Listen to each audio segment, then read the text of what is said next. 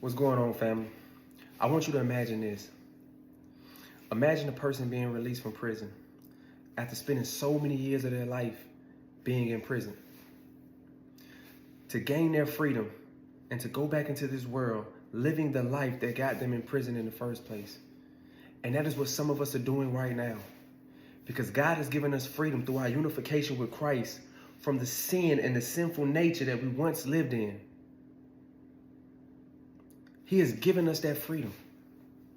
Yet a lot of us want to go back to that type of life that had us imprisoned by sin.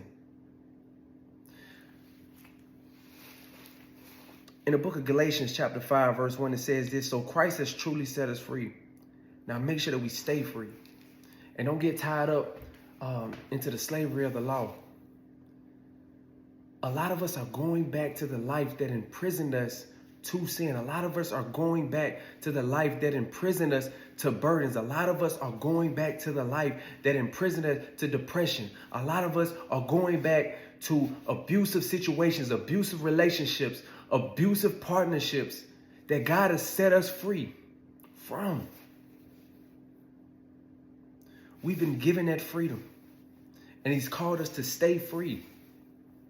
And the only way that we can stay free from that life that we once lived, that form of imprisonment to sin, that form of imprisonment to the law, all of those negative things that we were once imprisoned by, the only way to stay free is keeping our eyes on Him. Understanding what His word is calling us to. We're not called to be slavery. We're not called to be slaves to our sin. We're not called to be slaves to the things that heavily burden us on a day-to-day basis. No, God has freed us from that through our unification with Christ. It is through our belief in Him that we are set free from the things that once burdened us in our lives. So why are we going back to the things that once imprisoned us, especially after being given that freedom? We're not inmates to our slave. We're not inmates to our sin. We're not inmates to the burdens that this world placed on us.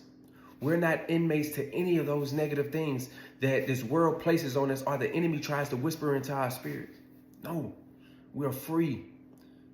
We are free, men, we are free women. And of course, in that freedom doesn't allow us to go out there and indulge in sin. No. Just as scripture says, let your freedom be used to express love to those that are next to you. That's what we should be using our freedom on. We shouldn't be using our freedom to indulge our sinful nature. No, we should be using our freedom to get closer in spirit to God and get closer in spirit to all those that we are connected to. Stop running back to what imprisons you, man. Stop running back to what imprisons you. That's not a life sentence. It's not. It probably felt like a life sentence at the time, but it's not a life sentence. It's okay to walk away from that. It's okay to let that go. We've been called to be free. And that freedom is through our unification with Christ. We shared in that when He was crucified on the cross, we shared in that our old selves have died, and when He was resurrected, our new selves was resurrected with Him. We don't live that life anymore. I love y'all, family.